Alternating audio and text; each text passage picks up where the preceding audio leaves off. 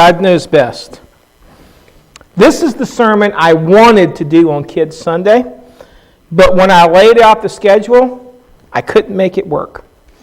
Because if you're going to take the pictures in order as we are doing, then this one should have been taught last week, and we should be doing a totally different picture this week. But although I could not figure out how to make it work, God had a way to make it work. It only took 27 inches of snow to figure out how to move this sermon onto Kids Sunday. Are you learning anything about your faith yet? We learned from the picture of Abel that, faith is going to take a little bit of sacrifice. We learned from the picture of Enoch that faith is going to take a pleasing walk with God. We learned from the picture of Noah that faith is, it's going to take some listening to some instructions. And, we're going to stare at the next picture, and that involves a word also. But before we talk about that word, let's talk about these two guys, Aladdin and Jasmine. Jasmine's world is kind of small. In fact, she's never really been outside the palace except for at one point when she decides to run away from home and experience a little bit of life, but that didn't last long, and now she's back inside those same old walls. But Aladdin has an answer. Aladdin has a magic carpet that can take them anywhere her heart desires. But I love Jasmine's question. Is it safe? What an obviously dumb question. There are no seatbelts on this magic carpet. There are no airbags. I'm sure Aladdin didn't have one FFA flight plan on where he was going to be. There is no way that this could possibly be safe to climb on a carpet and fly anywhere. But the funny thing is, Aladdin assures her it is safe. Aladdin assures her, if you climb on the carpet with me, it will be just fine. And then he asks her the question, do you trust me? And as Jasmine stands there, just saying, yes, Aladdin, I trust you, isn't going to be enough. What is the only way to prove she trusts him? Climb aboard. Let's go for a ride. Let's go and see a whole new world. And that brings us to this picture. Talk about a man that had to learn how to trust. Let's talk about Abraham. In Hebrews chapter 11, verses 8 through 12, this is what the writer writes about this picture that we're going to look at today. By faith, Abraham, when called to go to a place he later received as his inheritance, obeyed and went, even though he did not know where he was going. By faith, he made his home in the promised land like a stranger in a foreign country. He lived in tents, as did Isaac and Jacob, who were the heirs with him of the same promise. For he was looking forward to the city with foundations, whose architecture and builder is God. And by faith, even Sarah, who was past childbearing age, was enabled to bear children because she considered him faithful who had made the promise. And so from this one man, as he is as good as dead, came descendants as numerous as the stars in the sky, and the countless as the sands on the seashore. Abraham's faith took Abraham on a ride that would lead Abraham to a whole new world. Now, if we're going to actually review Abraham's story verse by verse, we'll be here a while. It goes from Genesis chapter 12 to Genesis chapter 25. So instead of reading you 13 chapters of the Bible, which might be a fun exercise one of these days, but not today, how about we just hit the high points to see Abraham's life as we look at the story. As I've just reiterated, he was called to an unknown place. Could you imagine what that's like, Abraham? I have somewhere I want you to go. Okay, God, where is it? Not going to tell you. Okay? How long will it take me to get there? Not going to tell you. Well, what do I need to pack? Everything. Could you imagine Abraham going home and sharing that story with his wife? His wife might have wondered what he'd been drinking or smoking that day because, Abraham, you want me to do what? But he's called to an unknown place He lived his retirement years, his elder years, as a homeless man, going from place to place, pitching tents, didn't own any property. As a matter of fact, when his wife passed away, he had to go out and buy some land just to bury her because he didn't own a thing as far as property goes. That's interesting. He looked forward to promises God made. This man lived his entire life looking forward to promises that in reality he was never ever really going to see the full fruition of all of it. That takes a little bit of faith, doesn't it? It says that he and his wife Sarah had a son in their old age, and just so you know, I'm not volunteering for this job. I'm good, really. And I often wonder why God chose Abraham. Why not go pick some 25-year-old young buck and his wife and say, let's make a nation with you? But God wanted to show his greatness, and so he decided that Sarah and Abraham, at the tender young ages of 75, would send out on this journey. And it would be another while before Sarah had the baby, but still, man. And of course, we know his descendants were going to be as numerous as the stars. Now, I've never actually attempted to count the stars, but there are bunches of them. And I got a feeling if I tried, I can only count the ones that I can see. And now we know because of Hubble telescopes and rocket launches, and there are more stars beyond even your human eye can comprehend. And he did all of this for a handful of promises because he trusted God. That's incredible. Man, I wish I had that kind of trust to climb on a carpet for that kind of ride. I mean, I want God to spell things out for me. I don't like trust. I like knowledge. See, that's how most of us work. We want information. So let's talk about these promises that God made, because it's pretty steep. God tells Abraham, I will make you into a great nation. Abraham, we're not talking about just you and your family and y'all are going to get a big piece of property and going to be farmers. I'm going to make you into a nation. From you is going to come government. From you is going to come cities. From you is going to come a nation that all the rest of the world is going to look at. Abraham, I'm going to bless you. Abraham, I'm going to give you more blessings than you know what to do with. Abraham, I'm going to make your name great. Abraham, you're going to go down in history as one of the greatest men that ever lived. Nobody is going to not know your name. Abraham, you're going to be phenomenal. Abraham, you're going to be a blessing. Abraham, not only am I going to bless you, but anybody that comes in contact with you, you are going to bless them because of the way you live your life. I will bless those who bless you. Abraham, anybody who gives to you, I'm going to give back to them. Anybody that bestows a blessing upon you, well, you know what? I'm going to bless them also. And there's a reverse side of that, Abraham. I'm going to take care of you. Anybody that stands against you, anybody that curses you, they're not going to have to deal with you, Abraham. They're going to have to deal with me, God. That's what Abraham is being promised. All the peoples of the earth will be blessed through you. Now, those are some pretty big promises that Abraham is getting here. And I got a feeling when Abraham is hearing this, he's thinking, God, for a nation to be born through me, you kind of need something. I don't even have an heir, God. I don't have anything at what you're asking for, but you know what? I'm going to trust you for what you say. Because these promises were God's part. But you have to understand, for trust to be there, well, Abraham's part is the story of faith. It's the story of faith that I want us to look at as we think about this picture and why this picture was hung here in the Hall of Faith to help us understand what it means to have faith. Abraham is a great example, and all we have to do is kind of follow the outline that Hebrews gave us. Hebrews chapter 11, verse 8. This is what it says.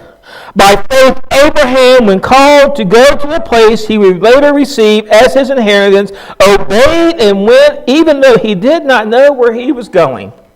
Well, here's the good news is, he didn't have to answer the question, are we there yet? Because he didn't know when he was going to be there. He never had to have Sarah tell him to pull over and get directions about where he was going, because he's like, I don't know where I'm going. How can I tell somebody where I'm how to get me where I'm not even know where I'm supposed to be? But here's the deal. Abraham went. And it wasn't that Abraham went later. Abraham, it says, went when called. God didn't have to give Abraham anything else except for to say, go. He obeyed and went. There wasn't a whole lot of family discussion about this. I don't think they went home and put it to a vote.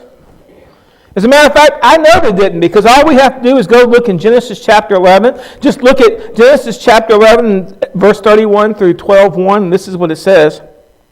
Terah took his son Abraham, his grandson Lot of Haran, and his daughter-in-law Sarah, the wife of his son Abram, and together they set out from Ur to the Chaldeans to go to Canaan. But when they came to Haran, they settled there. Terah lived 205 years, and he died in Haran.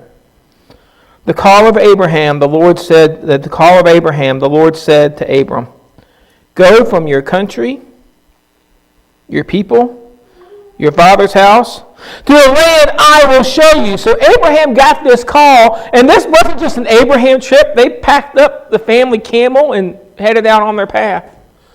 You know, this would make a great movie, wouldn't it? Like National Lampoon's Vacation done 2,000 years ago. Because here we go, he's got everybody packed up, and they've gone a certain distance, and they tend to do what we do. They settled. Did you catch that? They got to a certain point, and they were tired of moving, and they were tired of going, and they just settled. They stopped right where they were, and they said, you know, this looks like a really good spot. Let's just hang out here for a while. And God let them do it. But God wasn't done, because then he came back to Abraham and said, hey, you're not there yet. Did I say stop? No, I did not. Abraham, where you're supposed to be is not where you are, so get moving again. And then he throws something into it, and he helps us to understand that, you know what? You're going to have to leave something behind, because your country, your people, your father's house, to a land I will show you. See, Abraham had to live a logical faith. He really did. You see, because Abraham had to go here, and you need to understand that Abraham's not the only one that was ever called to do this. In John chapter 21, verses 18 through 22, we read that Peter got no guarantees. Very truly, I tell you, when you were younger, you dressed yourself and you went where you wanted. But when you are old, you will stretch out your hands, and someone else will dress you and lead you where you do not want to go. Jesus said this to indicate the kind of death by which Peter would glorify God. Then he said to him, follow me. Peter turned and saw the disciple whom Jesus loved was following them. This was the one who had leaned back against Jesus at the supper and had said, Lord, who is going to betray you? When Peter saw him, he asked, Lord, what about him? Jesus answered, if I want him to remain alive until I return, what is to you? You must follow me. See, a lot of times we want guarantees when we follow God. And God says no guarantees for you. Peter wasn't the only one. Remember Paul? In Acts chapter 9, verse 15 through 16, it says, Paul would have learned on the job as far as his training goes, but the Lord said to Ananias, go to this man who is my chosen instrument to proclaim my name to the Gentiles and their kings and the people of Israel. And here's the cool part. I will show him how much he must suffer for my name. Paul was going to have to do all of this on-the-job training to get ready, because if you're going to follow God, you're going to live your life on this need-to-know basis. You're only going to get the next step sometimes, just like Abraham, just like Peter, just like Paul. God's not going to give you the whole picture, and sometimes we should thank God for that, because if he gave us the whole picture, God, I'm staying right here. I don't think I'm interested in your plan, because your plan is bigger than I can imagine. So God leaves us in these need-to-know bases, and he tells us that we're going to have to live by faith and not by sight. You see, sometimes going where God wants you to go, it means that I can't trust what I see. I can't trust what I'm looking at, because what I'm looking at is much smaller than what God can see. It means that He's going to hold out His hands sometimes and say, do you trust me? And we're going to have to be willing to climb aboard. See, because not only are we going to have to actually live on a need-to-know basis, we're going to have to leave something behind. I read those scriptures to you earlier where Abraham had to leave his fathers and mothers and family behind. This is what Hebrews chapter 11, verse 9 says that I read to you earlier. By faith he made his home in the promised land like a stranger in a foreign country. He lived in tents, as did Isaac and Jacob, who were heirs with him in the same promise. You know where my son is today? Well, he actually is probably home by now. But you know where he was yesterday? Not Benjamin, my oldest son. They went camping. Are you insane? Do you know what they had to do before they could pitch their tent? Shovel snow. I'm sorry, I don't sleep with bugs when it's really nice outside, let alone the benefit of going out there into the middle of nowhere and shoveling snow, which I'm already tired of shoveling, just so I can set up a tent to sleep outdoors when I've got a nice, warm, cozy house that I can sit in my nice, warm, cozy reclining chair with hot food, and I can get the television and the cable, and I can be comfortable. Does it make any sense to why you would want to go camping? Less bugs. That's true. Good point. The bugs are smarter than us. They go indoors. But imagine what Abraham is doing here. I mean, he would spend the rest of his life in a tent. Would you sign up for it? If God said for the rest of your life, when you accept Christ and you come down the aisle and you accept Him and you follow Him in baptism, if one of the requirements was the rest of your life you're going to live in a tent moving from place to place, would you have been so ready to sign up for it? I'm not so sure we would. Because we'd start looking at the comforts of my home and the comforts of what I have, and you know what? It wouldn't be so impressive anymore. Maybe I want to have some second thoughts about this. But Abraham was going to spend 20 to 30 years living like this. And not only was he going to live like this is how his son and grandson were going to have to live. It says they were going to be like strangers in a strange land. They were never going to be comfortable again. All because Abraham decided to trust God and take Him at His word. Follow God where God wanted him to go. That's hard. You know, a few years ago we did this series as a church. It was called Not a Fan. And we got real familiar with Matthew chapter 10, verse 38. Whoever does not take up their cross and follow me is not worthy of me. See, we understand that it's going to take sacrifice. That I'm going to have to add some other kind of something to my life if I want to follow Christ. But if you go over just a little bit to Matthew chapter 16:24, Jesus states this in a different way. Then Jesus said to the disciple, whoever wants to be my disciple must, and here's the leave behind part, deny themselves and take up their cross and follow me. See, I think I'm just getting a feeling here that we don't have a problem following Christ. Adding something new to my life to do is okay. But when God asks us to leave something old behind, I struggle with that. I don't mind God calling me to a new adventure, because who doesn't like adventure? But when that adventure means that some of my old life that I had, I've got to leave sitting behind because I can't take the old with the new, that causes me problems. See, we don't like the idea that to follow God we have to leave something behind. What we want to do is we want to pack up everything that we have and put it all in suitcases, and all the problems that we have and all the sin that we have and all the issues that we have, and we want to get this big cart or this caravan and put it behind us, and we want to lug all of that stuff through our Christian life, and then we wonder where our passion goes. You know where it goes? I'm exhausted. I'm exhausted because I am not only trying to follow Christ, I'm trying to pull my life along with it, and it doesn't work that way. It's never going to work that way. Abraham wasn't able to go and build a house and sit down in comfort. Abraham was going to be a nomad for the rest of his life. It's kind of funny. I was talking to another minister about a building here recently. We were just chatting just because we have a connection to this building. And when I was talking to him, he made the comment, he said, you know when we were the best church around? I said, when? He said, when we were at the school. This church has spent 3 years as a portable church in the school. They said, we were a better church when we were at the school because all we had to worry about was people.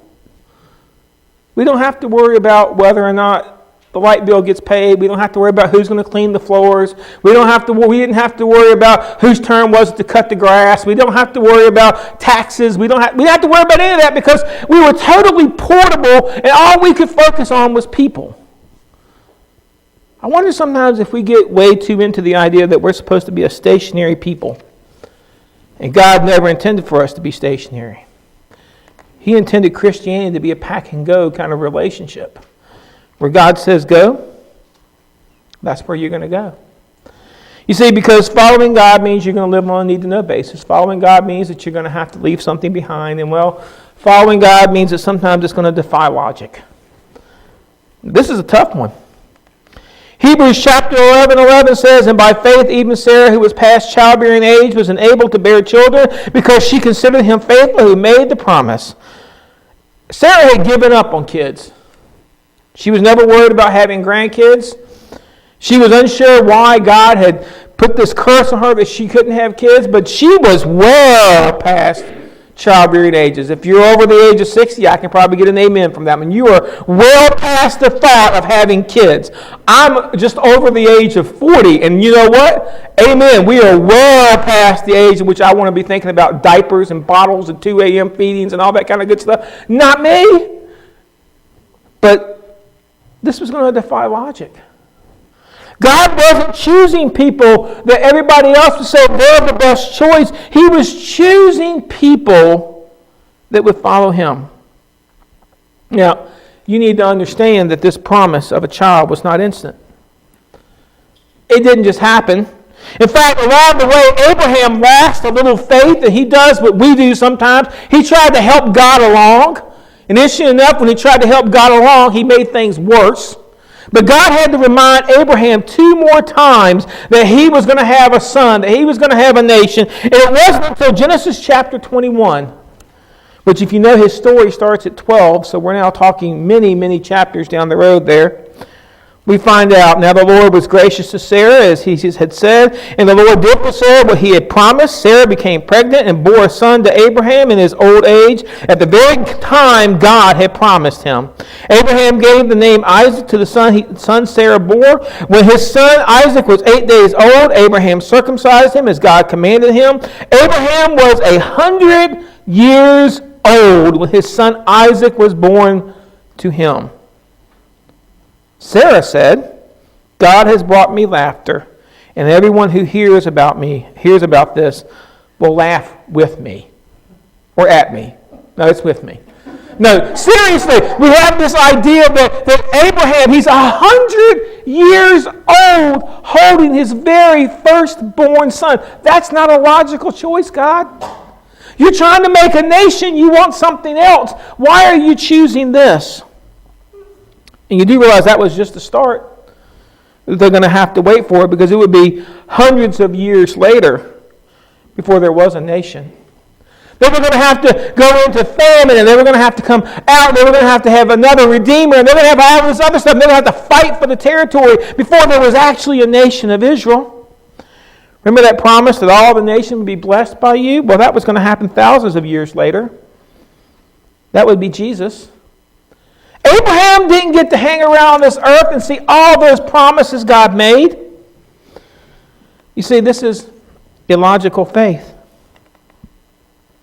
And also I want you to see that this isn't just a thing for Abraham. It was a thing again for Peter. Peter, you've been listening on the water all your life. You're a fisherman. Get out of the boat. God, people don't stand on water. God, that's not a safe choice to make when you're in the middle of a storm. You don't get out of the boat. You hunker down in the boat. That's a logical faith. That's a logical faith for Philip when he's looking at these 5,000 men plus their families. And he says, God, let's send them home because even a day's wage wouldn't even give them a crumb to eat. And Jesus looks at them and says, tell them to sit down. I've got a plan. And I'm sure as they're going around, they're looking for something to eat, and they come back to Jesus. He says, well, there's good news. There's food. But there's bad news. 5 loaves and 2 fish. And Jesus said, that'll be enough. Man, we should have told some people at the grocery store that when they were going in and buying 20 gallons of milk. You only need a little bit. God can do everything with a little bit. Man, it was insane. We get crazy about food, don't we? But Jesus says, I can provide because I'm not going to work off of your logic. It applies to us. He tells us to save your life, you're going to have to lose it. He tells us to become great, we're going to have to become the least. You see, it all works the same. God wants to take us on an adventure. And we have to remember a little trust goes a long way.